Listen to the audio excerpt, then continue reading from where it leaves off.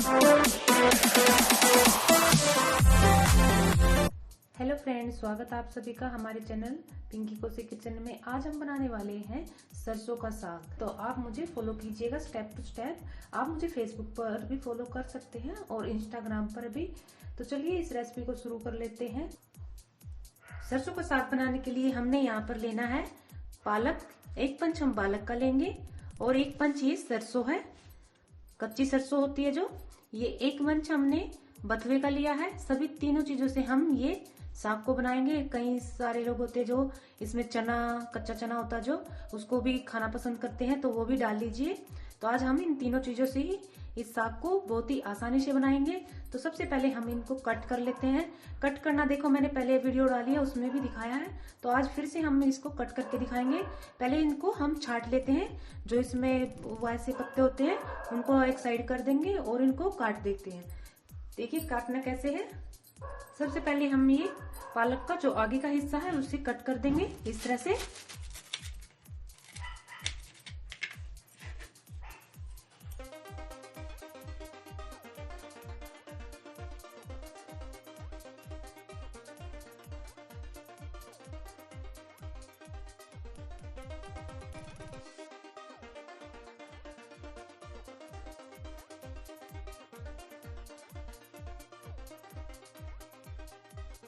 तो ये लीजिए हमने सभी चीजों को काट कर तैयार कर लिया। अब इसे हम 2-3 बार पानी से अच्छे से धो लेंगे, क्योंकि इनके अंदर मिट्टी वगैरह बहुत होती है।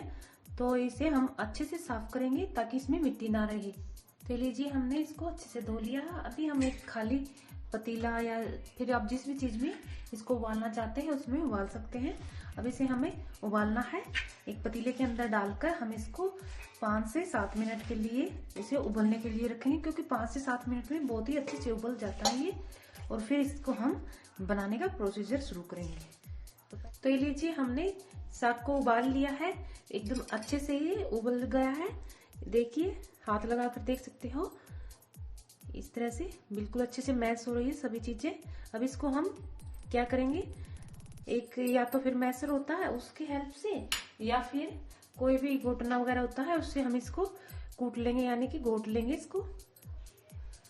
तो इसका हमने ऊपर से पानी निकाल दिया है, एक साइड रख लिया पानी को। अभी हम मैसर की सहायता से इसको मुलायम सा बनाएंगे।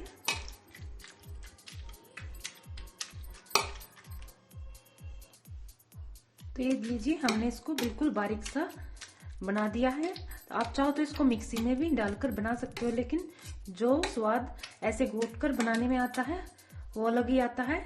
तो आप भी इसी तरीके से बनाइए, बिल्कुल देसी तरीका है ये। अभी इसमें हम डालेंगे जिसको हम आलन बोलते हैं, इसमें थोड़ा सा हम आटा डालेंगे। तो यहाँ पर मैंने 1 चमची भर के गेहूं का आटा और मक्की का आटा मिक्स किया है, ये डालेंगे। क्योंकि इसमें हमने सरसों भी डाली है तो इसमें कम ही ये आटा डलेगा। तो अभी हम इसको डालकर मिक्स कर लेते हैं।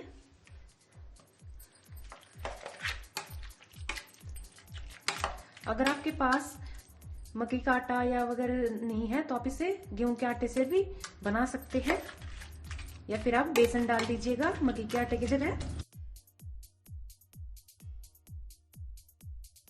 तो ये मिक्स हो चुका है। अभी चलते हैं हम गैस की तरफ फिर से।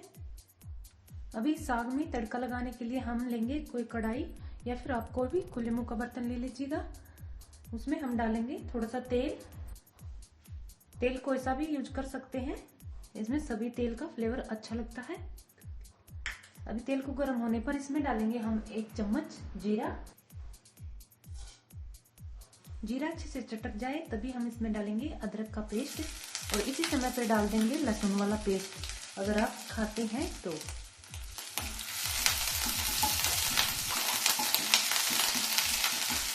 ये सब चीजें अच्छे से भुनने के बाद अभी हम इसमें डाल देंगे टमाटर। 2 टमाटर लिए हैं, इनको हमने बारीक काट लिया है।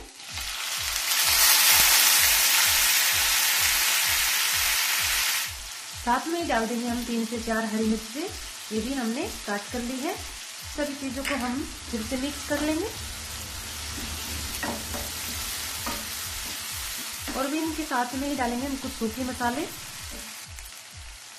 सबसे पहले डालेंगे नमक स्वाद के अनुसार, 1 चम्मच भरकर डालेंगे धनिया पाउडर, 1/4 चम्मच डालेंगे हल्दी पाउडर। सिर्फ ये टमाटर के कलर के लिए डालेंगे, ताकि टमाटर का जो कलर है ऐसा ही रहे।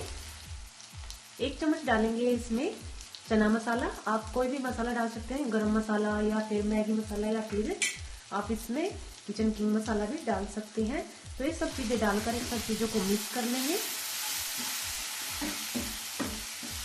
अच्छे से टमाटर मैश होए तब तक इसे पकाएंगे हम। और जो ये मसालों का खुशबू होती है ये भी अच्छे से आने लगती है जब टमाटर अच्छे से भून जाते हैं। देखिए टमाटर बहुत ही अच्छे से मैश हो चुके हैं। इस तरह के हमें टमाटर को मैश करना है। ये देखिए थोड़े बहुत रह जाते हैं तो कोई दिक्कत नहीं है। अब इसमें हम डाल लेंगे ये हमने जो साग को आलन दे के रखा हुआ है, इसको डाल देंगे।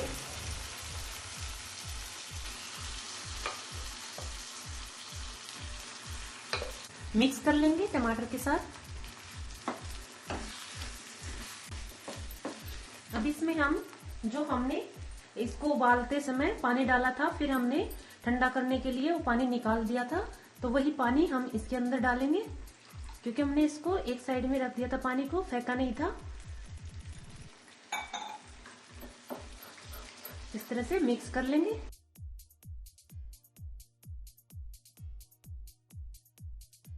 तो इसे हम 1-2 मिनट के लिए ढककर पकाएंगे इसी तरह से।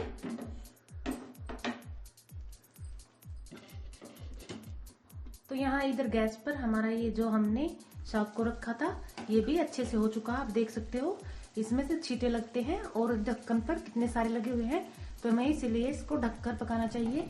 तो अभी हम गैस का फ्लेम लो कर देते हैं।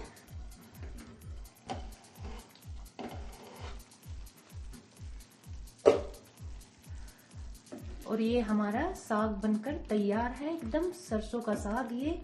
और खुशबू बहुत ही अच्छी आ रही है, क्योंकि इसमें से ये जो हमने मसाले मैन डाले हैं, ज्यादा मसाले नहीं डाले हैं, और इसे हमने देसी तरीके से बनाया है।